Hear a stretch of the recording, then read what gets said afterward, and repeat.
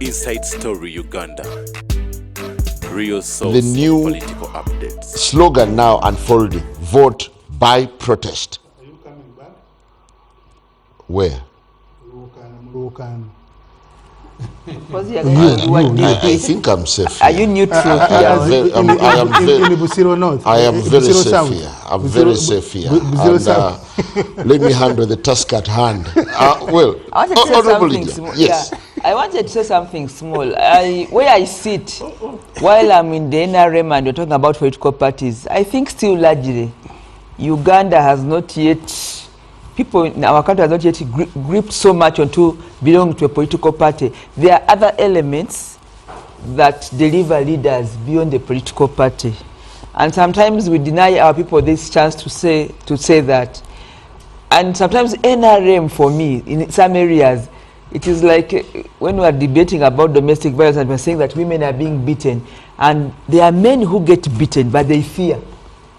I come from a very strong opposition area, and sometimes we NRMs are in the minority. We get we're beaten, we get cheated, but you cannot come out and cry because like you're supposed to be the man, the superior of the environment. So our country, if you flash the map of Uganda, every party or every formation has a stronghold, and in that stronghold you become the victim or the minority, and the other take another hand. So NRM if you map Uganda, NRM might be having bigger pockets of strength, especially in the rural areas. But believe me or not, there are areas in Uganda where NRM suffers victim, but we do not cry so much the way some of you people cry, because we get beaten, we get rigged. But when we say, you start laughing at us because how can you be rigged because you're in government? Remember the other thing of saying how can you be beaten because a woman can be beating. You want to suggest the opposition? A woman rigs. can be beating a man, but she's also crying. You want to suggest the opposition rigs elections? If you put the map of Uganda on the wall, there are strongholds and there are dynamics that make people win elections even without the political affiliation. The dynamics make people have more strongholds, but then they become opposition. Like where I come from, we woke up one morning and you NRMs are all lost. How did we lose? But there is police there, we have a barracks there, we have RDCs there, but we lost elections. But we were beaten. And indeed, they were rigged elections. I went to court because I was rigged elections. The alignments, people align here, somebody is independent, you align with the NUP, then you beat this flag bearer out of pulp. So I wanted us to say that yes, where we are going now, because I'm explaining this because Kivumbi said I'm talking like a sycophant, but I'm a practicing, I think maybe I'm a wrong Ugandan. I'm a practicing politician, but I do not want to come and lament to get sympathy for a vote. Thank you. Because where we are heading, it's a tough season, it's competition. I talk about being in the boxing ring. When you go to a boxing ring, you be punched an eye.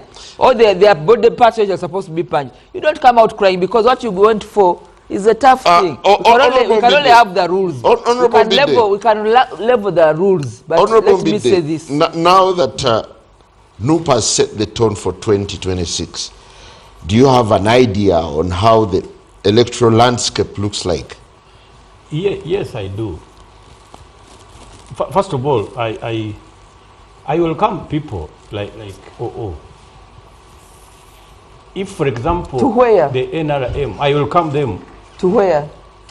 When they speak straight to the powers that be, where they are going wrong. Because you see, we have a duty.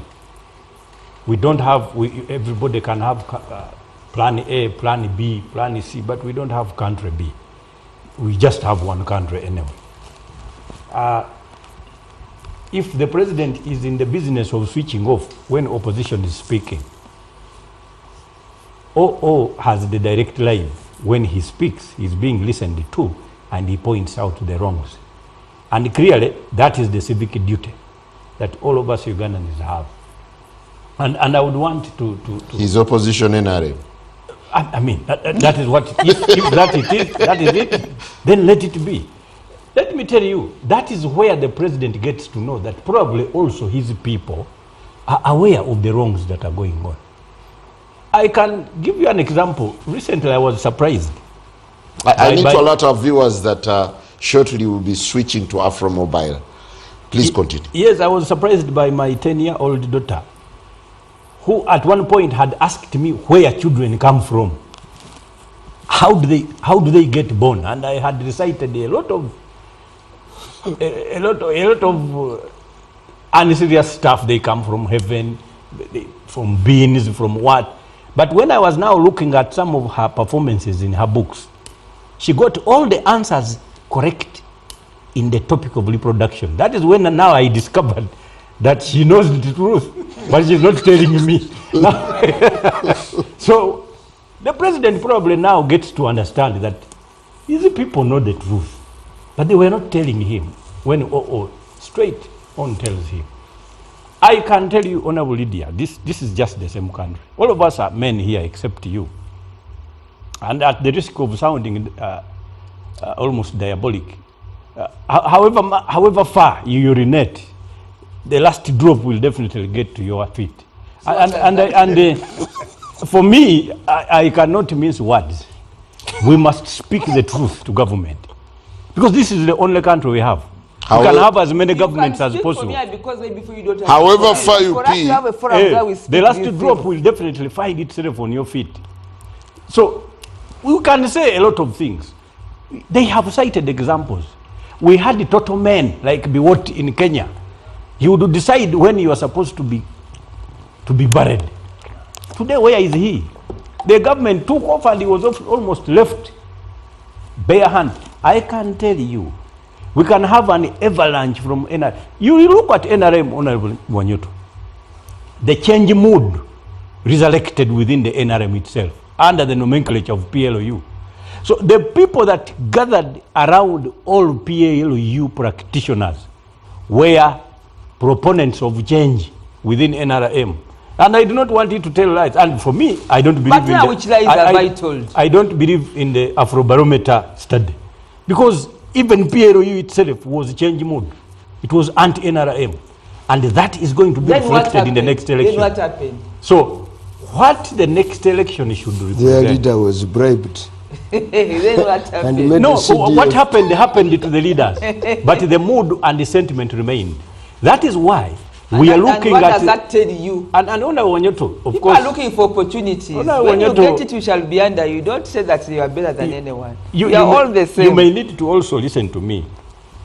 Even when you're talking about your last drop of urine, those examples are not very good. Wanyoto, you just have to be... I can also afford the stick and the susu will come. I can safely tell you, Wanyoto, that the country has long moved. The focus is no longer on those that don't speak frankly. It is going to shift to those that tell the truth. No, I think you should also know, sorry to interject, the forums matter. You do not know that in NRM we have forums where we debate these things and where we explain ourselves. Nobody knows, not even you NRM because people. You don't have forum also. Because I cannot be accused of not knowing when you speak the truth, when actually nobody knows. No, we explain. Well, I'm afraid we need to shift to Afro Mobile, and many regards to our viewers out there on Afro Mobile. But before we move, Honorable Semujunganda, what do you see on the electoral landscape as Ugandans are being mobilized now to get into the protest vote? You see, the elections I have observed, participated in, these elections are always preceded with a discussion on how to make them better.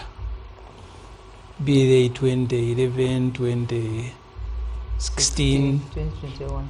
There was almost a national debate on how the previous elections went and how we can make the subsequent ones better. As I said earlier, an NRM elder was more worried about government now institutionalizing Chifesi and working with it. And he said he thinks the country should be discussing that more than anything else. But you also have a president at 80, at least officially, because he says he doesn't know when he was born.